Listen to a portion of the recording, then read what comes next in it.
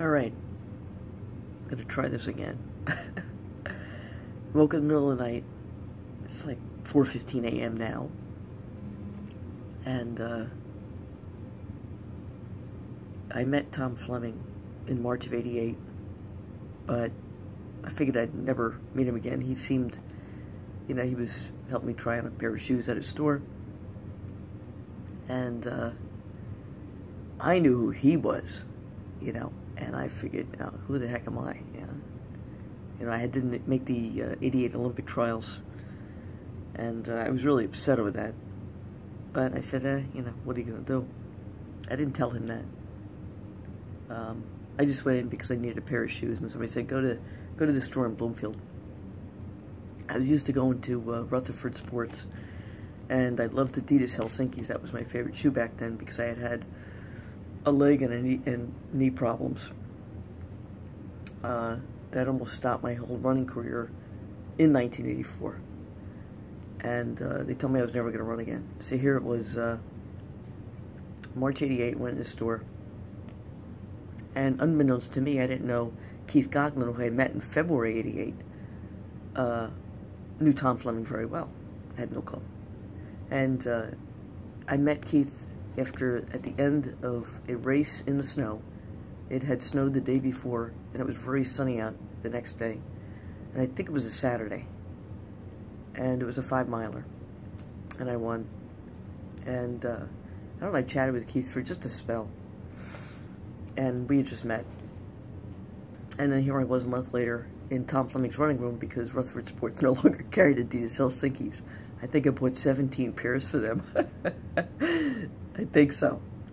They were a full board shoe, which I needed for my knees. And I had a bad foot I was born with. And I had a few other things I was born with that I didn't know about at the time.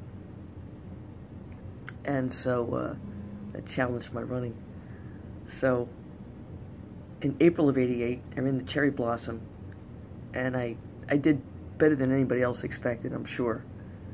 And I had beaten one of the girls who had made the Olympic trials, and I felt like kind of redeemed in a sense. And I said, well, if I don't have a baby immediately, or if I have a baby and then I get, I don't have another one immediately after that, because my husband and I were going to start trying in 1989, then maybe I'll try for 92, right?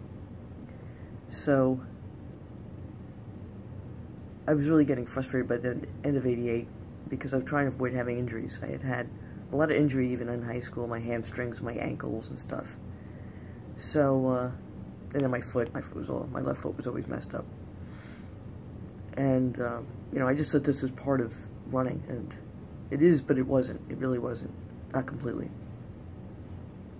So here it was going into the week of Christmas, 1988, and I walked in with 2 or 3 of my log books. I know I had 86 and 87. I might have brought in 88 because it was towards the end.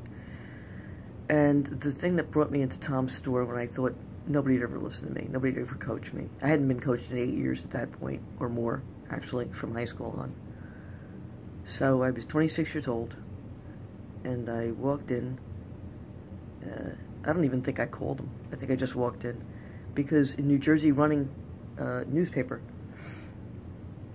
there was an article, and it said, the man with the plan. I think that was the title of the article. So I brought my log books in, and the place was kind of empty, and it was very cloudy out. And actually, no, it might have been the day after Christmas.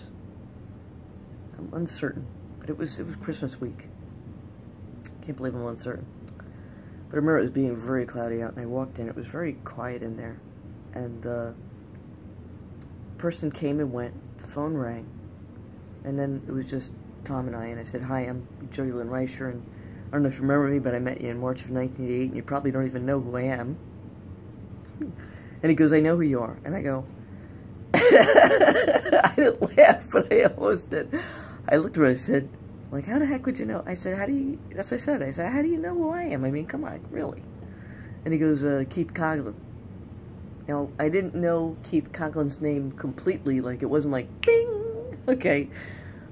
But I had met a guy named Keith Coughlin, but I hadn't seen him since April 1988.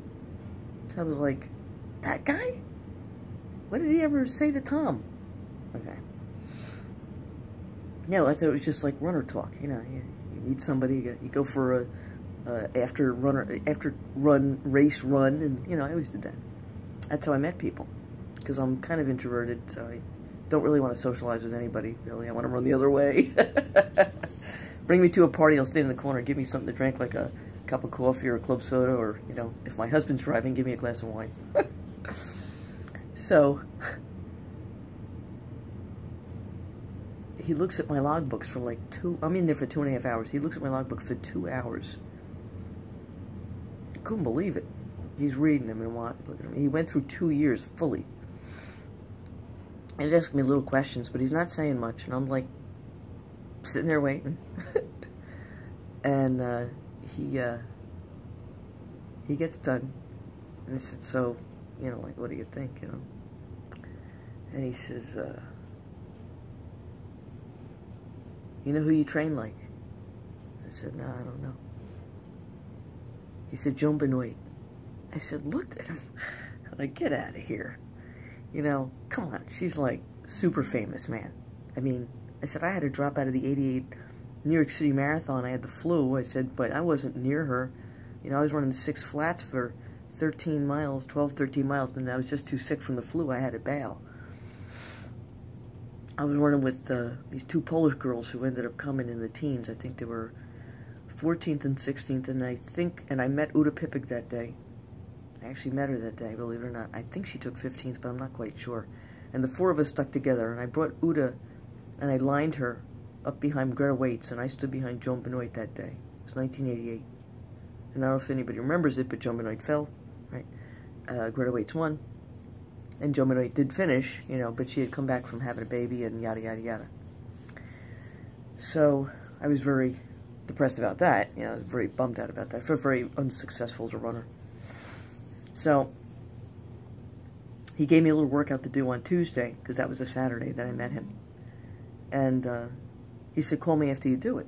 So I didn't know what it meant, but I thought, oh my God, this guy's having me calling to do it. What the heck?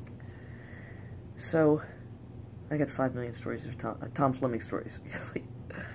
So I did, and I think like a month later, in 1989, I started doing workouts with him and the guys, and then it increased. And I was with him for the better part till the end of 2000. So over a 12-year span, I only took a year off. And that was because I just was limping so much, and I knew it was like, you know, he was like, why are you pushing, you know? That's a story for another time. And I'll tell you the Rainman story, because he is the one that actually originally dubbed me Rainman, my nickname. That has stuck with me since, which is nearly 20 years, I think, needless to say. Anyway, that's that story for today. I'm sure everybody's got to have a story. I got a lot of them. Anyway, have a great night, and I'm going to try to sleep for 2 more hours before I have to go train. Take care.